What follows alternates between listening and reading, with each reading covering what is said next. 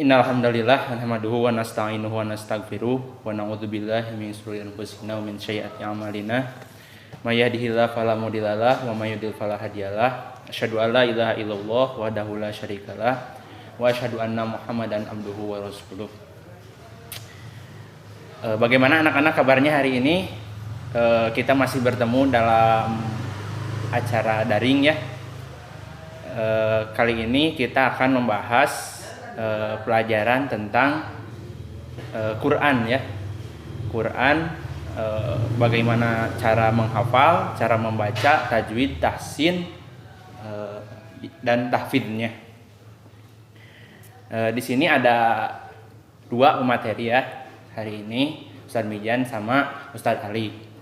Nah, Ustadz Mijan di sini akan menjelaskan tentang cara bagaimana tips-tips menghafal Quran.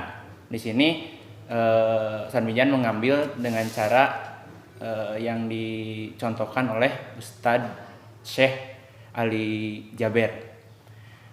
Dan Ustadz Ali akan memaparkan materi tentang bagaimana cara membaca yang baik, tajwidnya yang benar bagaimana, tahsinnya bagaimana, itu akan dijelaskan oleh Ustadz Ali.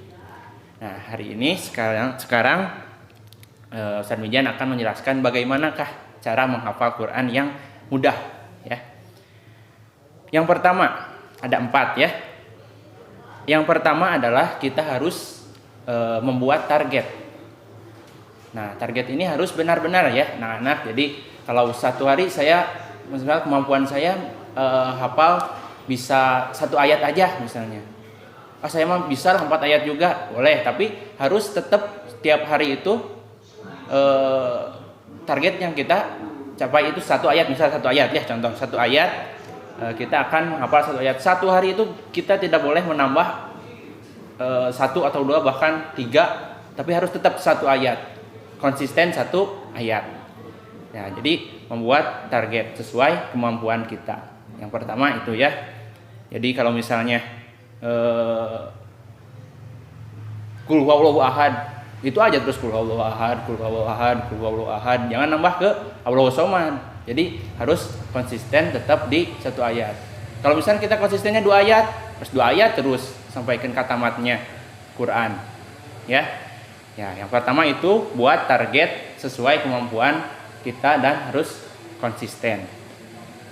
Terus yang kedua, bagaimana cara untuk menjaganya agar tetap hafal? Yang kedua adalah mengulang. Jadi kita terus mengulang setiap hari itu. Kita pergi kemana, baca terus ayat itu, baca terus ayat itu. Misalnya Al-Muzammil, ya ayyuhal muzammil, ya ayyuhal muzammil, qumil laila qalila. Misalnya ya ayyuhal muzammil, qumil laila qalila. Dimanapun kita ada waktu senggang, baca terus, ulang-ulang terus ayat tersebut. Nah, itu yang kedua. Yang pertama tadi apa? Buat target sesuai kemampuan kita. Yang kedua, mengulang-ulang terus dalam 1 hari itu. Jangan menambahkan, hati-hati ya, jangan menambahkan 1 ayat pun. Kalau kita sudah konsisten 1 atau 2 ayat, kita harus tetap segitu. Yang selanjutnya, yang ketiga, cara agar mudah adalah bacakan di sholat-sholat sunat. Nah, di sini kita harus sering ya, yang biasanya jarang sholat sunat, rawatib atau apa ya, kita sekarang biasakan. Selain itu menambah pahala kita, dan kita kan punya target untuk menghafal Quran. Jadi yang ketiga, bacakan di setiap sholat sunat rawatib, sholat sunat tahajud, dimanapun itu kita bacakan.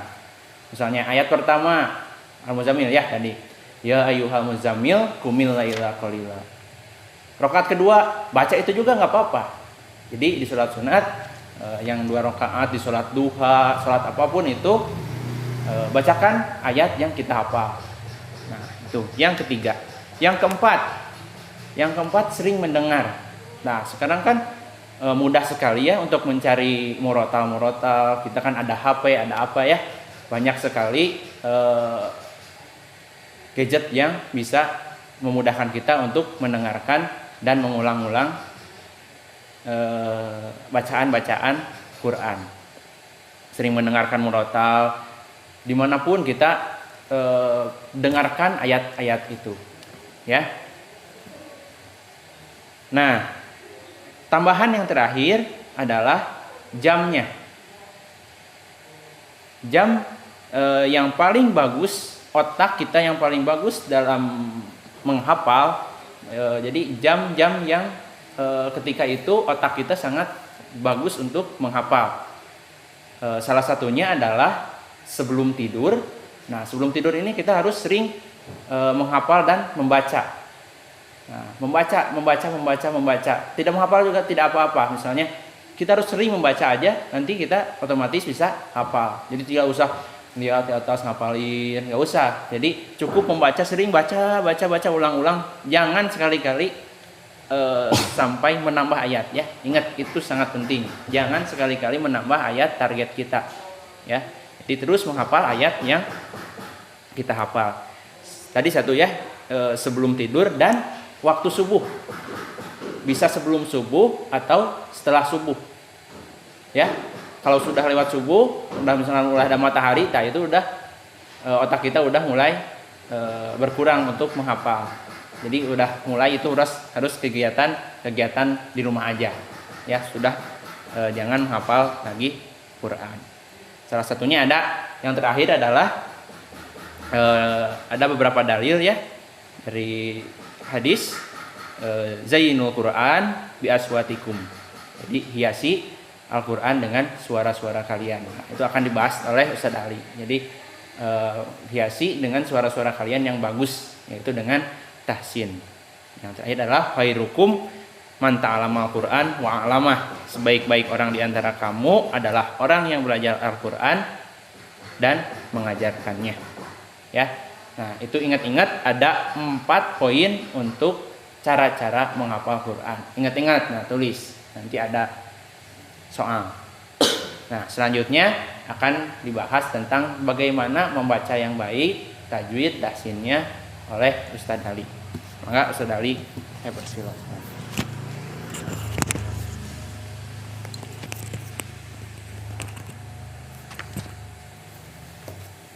Ya, terima kasih, ya, Ustadz Mizan yang telah menjelaskan tahfidz. Dan tadi juga disinggung bahwa hiasi bacaan-bacaan kalian dengan suara yang indah. Nah, di sini Ustadz Ali akan menjelaskan di yang tadi terakhir ditambahkan oleh Pak Mizan, Ustadz Mizan, yaitu tahsin, ya, untuk memperbagus suara. Tahsin itu untuk memperbagus bacaan, untuk agar bacaan kita lebih indah lagi. Itu tahsin. Karena ilmu Quran itu kan banyak, ya, ada tahfiz, tahsin, tafsir, lalu nanti kesananya lagi bisa tadabbur. Tahfidz mengajarkan hafalan dan tahsin mengajarkan untuk memperbagus bacaan. Dan kedua ini memang yang paling dasar untuk dipelajari. Nah, kenapa kita harus memperbagus bacaan? Alasan-alasan ini karena perintah dari Allah langsung di surat Al-Muzammil ayat 4 yang berbunyi warattilil Qur'ana tartila, dan bacalah Al-Quran dengan tartil. Apa itu tartil? Tartil itu adalah bacaan yang jelas tiap huruf per hurufnya. Jadi huruf ke huruf itu jelas.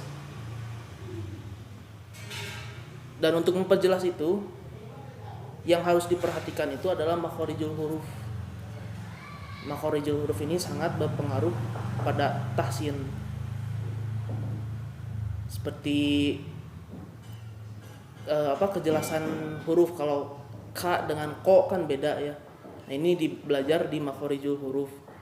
Karena ini juga mempengaruhi pada arti dari ayat yang kita baca. Misal di surat Al-Ikhlas, Qul huwallahu ahad, bukan Qul huwallahu ahad. Kalau kita membacanya Qul huwallahu ahad, beda maknanya. Karena kan kalau Qul huwallahu ahad, Qul itu artinya katakanlah. Kalau kita salah membaca, salah makhorijul hurufnya, bisa jadi salah arti juga. jadi cool. Pakai Makan ya. kaf ya, bukan kof. Kalau cool jadinya makan. Artinya kan sangat jauh ya, katakanlah dengan makanlah. Katakanlah bahwa dialah Allah yang Maha Esa. Menjadi makanlah dialah Allah yang Maha Esa, kan sangat jauh artinya. Jadi itu yang harus diperhatikan makhorijul huruf agar bacaan kita menjadi tartil indah. Yang pertama itu makhorijul huruf, yang kedua kejelasan harokat.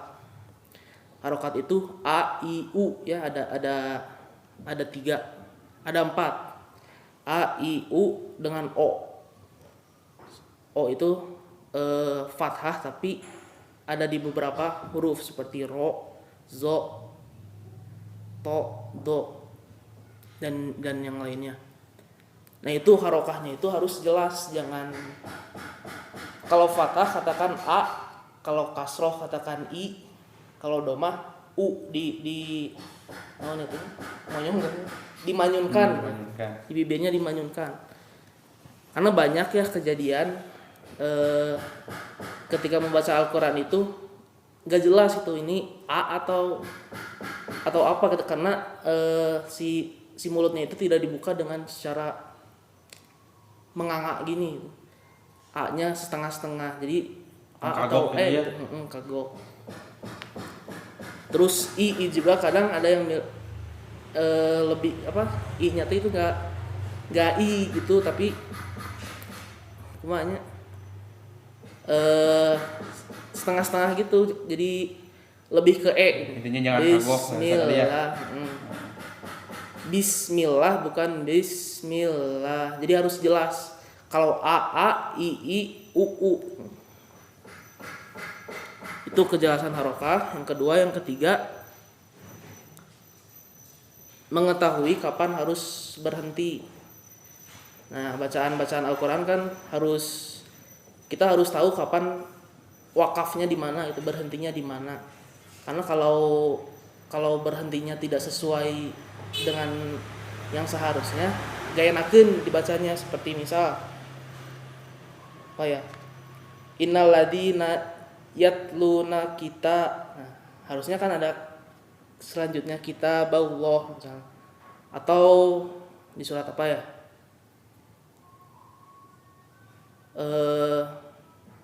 surat Al-Maun misal, aro'aital ladzi yukad. Nah, itu kan nanggung ya. Jadi harus tahu kapan berhentinya. Lanjutin aja yukad dibubiddin. Tuh, jadi 3 yang dimaksud tadi itu makhorijul huruf diperhatikan, harus bagus, harus jelas, dan harokahnya juga harus jelas. Yang ketiga, tahu kapan harus berhenti. Itu ya kenapa alasan kita harus belajar tahsin, karena perintah Allah warotilil Qur'an tartila.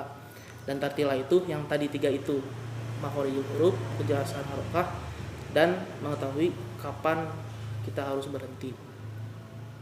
Lalu yang kedua, kenapa alasan kita harus memperbagus bacaan? Nah, karena dengan memperbagus bacaan kita punya keutamaan yang sangat menggiurkan gitu. Kita diangkat derajatnya oleh Allah Subhanahu wa taala.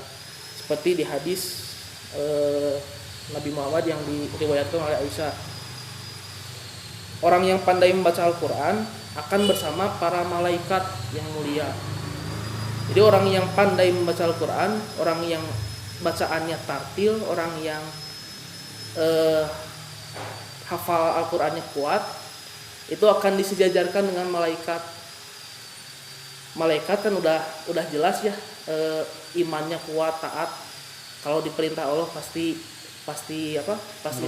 dituruti. Sedangkan manusia diperintah Allah kadang tidak dituruti, kadang malah membangkang. Nah, ini orang yang membaca Al-Qur'an, yang mahir dalam membaca Al-Qur'an, bisa diposisikan sama dengan malaikat. Lalu bagaimana yang tidak mahir, yang terbata-bata dalam membaca Al-Quran?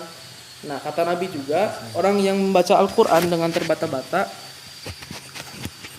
dan susah payah mendapatkan dan susah payah ya, bahasanya terbata-bata susah payah itu mendapatkan 2 pahala. Jadi membaca Al-Quran itu tiap hurufnya dapat 1 pahala, dan 1 pahala itu dikalikan 10. Bayangkan kita baca 1 huruf A saja, alif lam mim udah 30 pahala. Belum lagi kalau kita baca 2 halaman atau 1 juz, lebih banyak lagi pahalanya. Itu ya. Yang kedua karena keutamaannya yang memang menjadikan kita lebih mulia. Lalu yang ketiga, kenapa kita harus membaca Al-Quran dengan tahsin yang bagus? Ialah tahsin, karena tahsin bisa membantu kita untuk mentadaburi ayat atau merenungi ayat. Seperti di surat Shad ayat 29 ya. Kitabu anzalnahu ilaika mubarakul liyadabbaru ayati.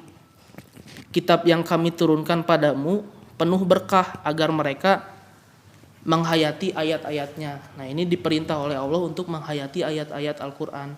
Nah, dengan cara mempelajari tahsin, kita belajar nada-nada, lagam-lagam yang ada berapa lagam? 7 ya. 7 ya, bayati. Kalau di sini baru Nahawan. sampai nahawan, bayati, hijaz dan nahawan, baru 3 yang dipelajari. Nah, dengan mempelajari itu kita bisa mentadaburi ayat, menghayati ayat-ayatnya. Misal kita baca surat Al-Qari'ah kan tentang hari kiamat, pakai lagam hijaz.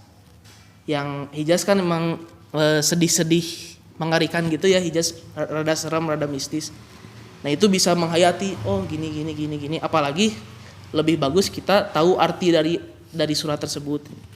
Terus kalau kita mau bahagia, misalnya surat Qad aflahal mu'minun al-mu'minun, bisa pakai lagam jiharkah ya. Belum di sini belum diajarkan. Begitu. Jadi ada 3 alasan kenapa kita harus mempelajari tahsin. Nah, lanjut, mempelajari tahsin juga, membaca Al-Quran juga ada etikanya. Etikanya itu ialah ada banyak ya, tapi di sini yang dasar-dasar saja. Yang pertama,